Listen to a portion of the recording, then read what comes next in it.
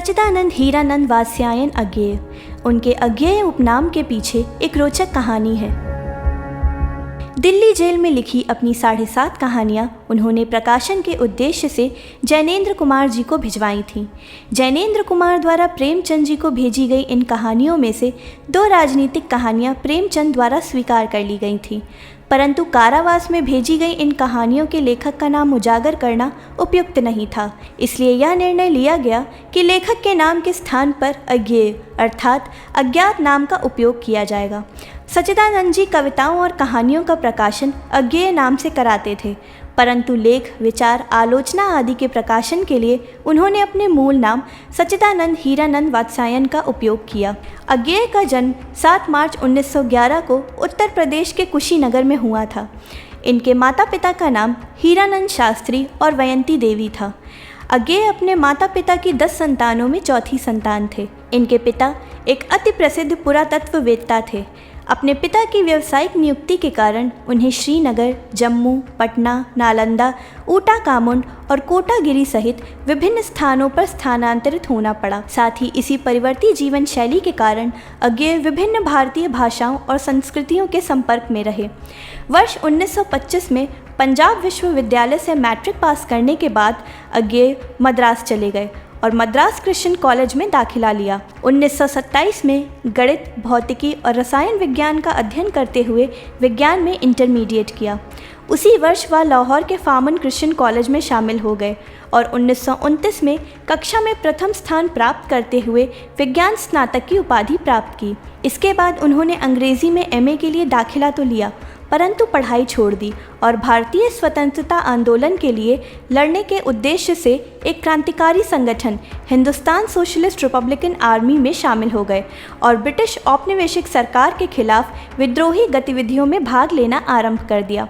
नवंबर 1930 में उन्हें समाजवादी क्रांतिकारी और HSRA के नेता भगत सिंह को 1929 में जेल से भागने में सहायता करने के प्रयास में शामिल होने के कारण गिरफ्तार कर लिया गया था। तब उन्हें भारत में ब्रिटिश शासन के खिलाफ राजद्रोह के आरोप में सज़ा सुनाई गई थी। उन्होंने अगले 4 वर्ष लाहौर, दिल्ली और अमृतसर के जेल में व्यतीत किए। जेल के इन दिनों की अवधि में उन्होंने लघु कहानियाँ, कविताएँ और अपने उपन्यास शेखर एक जीवनी का प्रथम प्रारूप लिखना आरंभ किया। वर्ष 1934 में जेल से रिहा होने के पश्चात अज्ञेय ने कलकत्ता में एक पत्रकार के रूप में और 1939 में ऑल इंडिया रेडियो के लिए काम किया।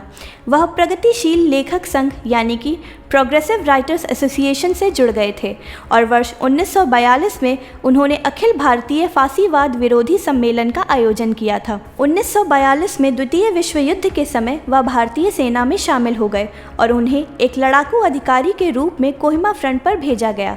वर्ष 1946 में उन्होंने सेना छोड़ दी। वे कुछ समय के लिए मेरठ में रहे और स्थानीय साहित्यिक समूहों में सक्रिय रहे। अज्ञेय को कविता में प्रयोगवाद का प्रवर्तक कहा जाता है।